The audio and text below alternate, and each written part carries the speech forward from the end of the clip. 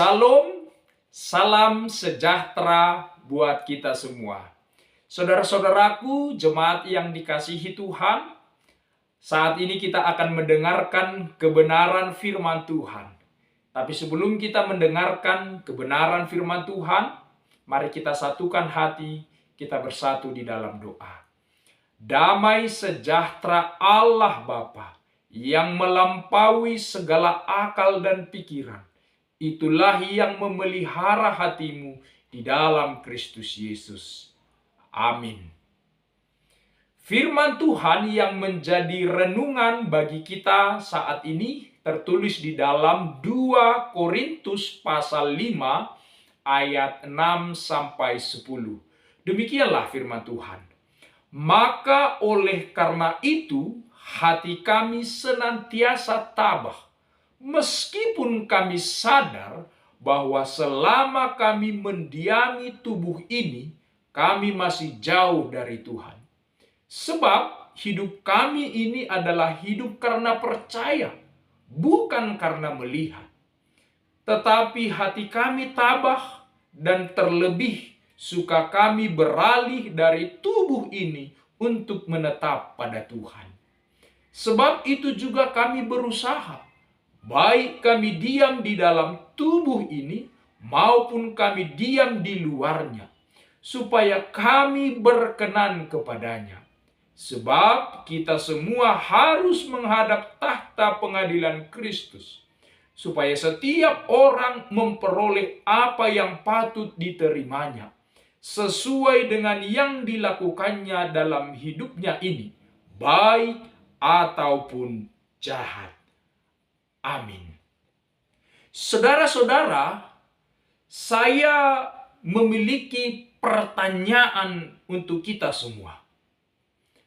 Apa yang membuat seseorang itu bisa tabah, sabar, kuat, meskipun dia sedang menghadapi pergumulan yang sangat besar? Sebaliknya, apa yang membuat orang gampang putus asa, gampang menangis, gampang menyerah ketika dia menghadapi persoalan yang besar di dalam hidupnya? Maka kata kunci untuk kedua pertanyaan ini adalah iman yang teguh. Seseorang yang memiliki iman yang teguh pasti akan memiliki pengharapan yang besar. Karena dengan pengharapan yang besar itulah yang mendorong kita, yang memampukan kita meyakini kedaulatan Allah dalam setiap keadaan yang kita alami. Meskipun keadaan yang sulit, maka pengharapan itulah yang meyakini kita Allah tetap berdaulat di dalamnya. Maka sebaliknya, orang-orang yang kehilangan harapan sesungguhnya adalah orang yang kehilangan masa depan. Orang yang kehilangan kekuatan. Sebab mereka tidak tahu berharap pada siapa di dalam hidupnya. Dan kita tahu bahwa Alkitab kita mengatakan, orang yang memiliki pengharapan adalah orang yang memiliki kekuatan.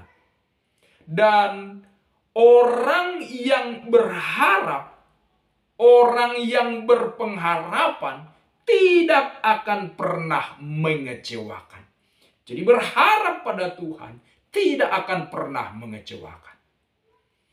Oleh sebab itu saudara-saudara, jemaat yang dikasihi Tuhan, dalam teks ini kita belajar bahwa Paulus itu sendiri menyadari dan meyakini bahwa selama dia hidup di dunia ini, selama dia memakai tubuh jasmani ini, pasti dia akan mengalami berbagai penderitaan, tantangan, tantangan di dalam hidup. Dan dia sudah mengalami penderitaan-penderitaan itu. Difitnah, dianiaya, dihakimi, disiksa, dituduh, bahkan dipenjarakan. Semua itu adalah bagian hidup Paulus yang sudah dia jalani, yang sedang dia jalani, dan yang akan dia jalani. Ada banyak penderitaan, ada banyak tantangan di dalam hidupnya. Tetapi yang perlu kita renungkan pada saat ini adalah apa yang membuat Paulus tetap kuat melayani Tuhan meskipun ada banyak pergumulan di hadapannya saat itu. Apa yang membuat dia tidak menyerah, tapi tetap tabah, tetap sabar, tetap kuat dalam menjalani pelayanannya sebagai murid Kristus. Maka saudara-saudara, jawabannya adalah Paulus itu memiliki iman dan pengharapan yang benar. Di dalam Filipi 1 ayat 21 dia mengatakan, "Karena bagiku hidup adalah Kristus dan mati adalah keuntungan."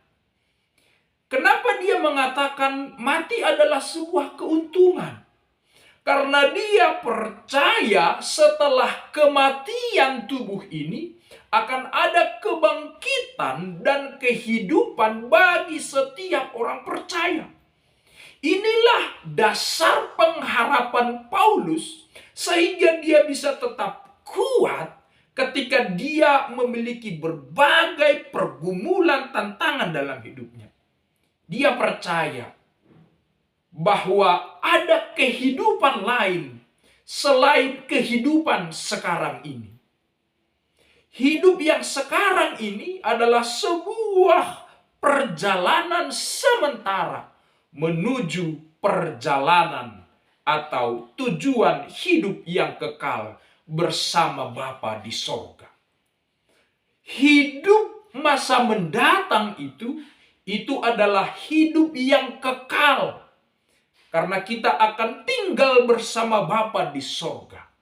Sedangkan hidup di sekarang ini, memakai tubuh jasmani ini adalah hidup yang sementara. Dengan penuh pergumulan di dalamnya. Luka, tangis, ratapan, kepahitan. Walaupun tidak menutup kemungkinan kita juga mengalami suka, duka di dalam hidup ini. Tetapi dia percaya ada hidup yang kekal yang disediakan oleh Bapa pada setiap orang yang percaya. Maka dia menjalani hidup ini, menjalani dengan imannya, dengan kepercayaannya. Meskipun dia tidak melihat kehidupan yang kekal itu, dia percaya dengan imannya. Allah menyediakannya bagi setiap orang percaya, bagi saudara, bagi saya, bagi kita semua yang percaya kepada Tuhan. Allah menyediakan kehidupan yang mendatang, yang kekal bagi kita. Tetapi yang menarik juga untuk didalami di dalam teks ini, meskipun Paulus menyadari ada kehidupan yang kekal yang disediakan oleh Bapa pada orang-orang percaya. Kata yang menarik di dalam teks ini adalah Paulus berkomitmen ketika dia masih hidup di dunia ini, dia memakai tubuh jasmani ini, dia memiliki satu komitmen yang teguh kepada Tuhan. Dia berkata, "Sebab itu juga kami berusaha, baik kami diam di dalam tubuh ini, maupun kami diam di luarnya, supaya kami berkenan kepadanya. Selama Tuhan memberikan aku kesempatan untuk hidup, maka kesempatan untuk hidup inilah aku pakai hidupku untuk berkenan kepada Allah, bukan kepada manusia." Maka saudara-saudara juga yang mendengar khotbah hari ini, hiduplah yang berkenan kepada Allah, bukan untuk manusia. Walaupun pahit, sakit, tapi percayalah, orang yang hidupnya berkenan kepada Tuhan, suatu saat akan menerima janji yang manis bersama Tuhan. Maka tetapkanlah dirimu dalam iman dan pengharapan yang teguh di dalam ini. Dan Paulus mengatakan, selama aku hidup, aku mau berkenan kepada Allah, adalah sebuah komitmen. Bahwa apa? Kalau aku mati, aku percaya aku akan bersama Bapa. Karena Bapa menyediakan tempat bagi orang-orang percaya. Tapi kalau aku pun masih hidup sekarang ini, maka inilah kesempatan bagiku untuk melayani, untuk menjadi berkat kepada orang lain. Wahai Bapak Ibu, saudara-saudara, jadikanlah hidup ini menjadi berkat kepada orang lain. Selama kita hidup, jadikanlah dirimu sebagai saluran berkat juga kepada orang lain. Inilah teologi Paulus, teologi yang utuh antara yang sekarang dengan masa datang. Sebuah teologi cara pandang yang utuh. Zaman sekarang banyak orang yang berbicara tentang surga, tentang Tuhan, tapi melupakan tanggung jawabnya pada saudara-saudaranya, pada hidupnya. Sebaliknya, orang hanya sibuk dengan urusan dunia sampai lupa untuk mencari kehidupan yang kekal. Belajar dari perkataan firman Tuhan hari ini bahwa tujuan hidupku, aku tahu bahwa Allah menyediakannya di masa mendatang, tapi selama aku di dunia, aku masih dan tetap akan melakukan hidup yang berkenan kepada Tuhan. Maka Paulus mengajarkan kita, selama kita hidup, hiduplah berkenan kepada Tuhan. Cari jugalah kehidupan yang kekal di dalam hidup kita sekarang ini.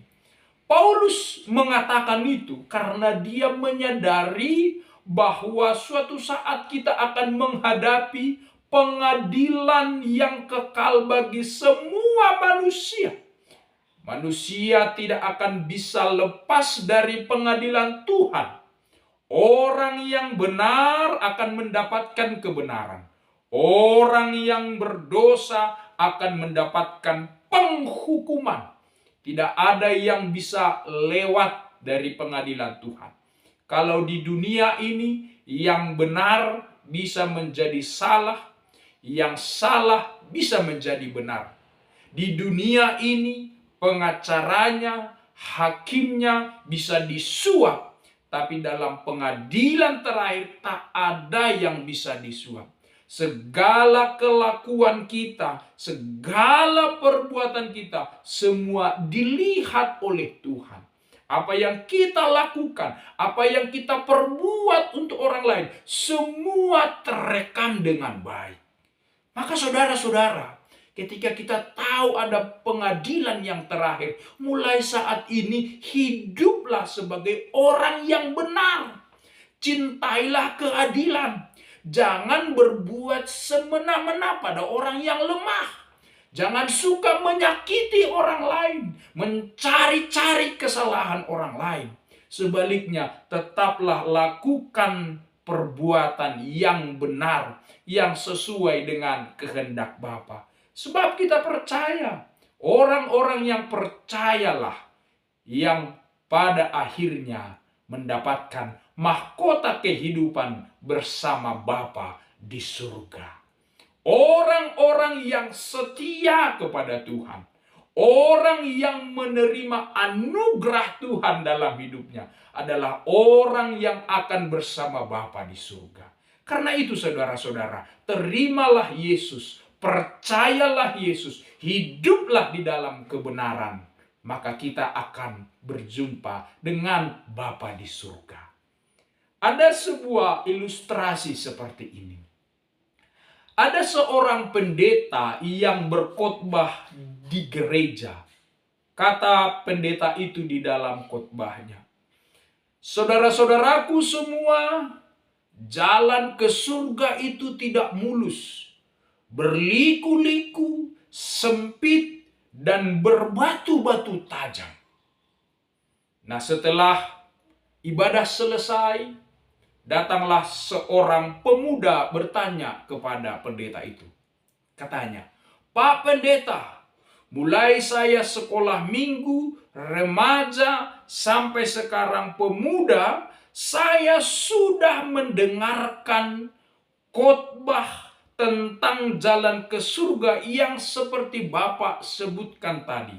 Jalan ke surga tidak mulus, berliku-liku, sempit, dan berbatu-batu tajam.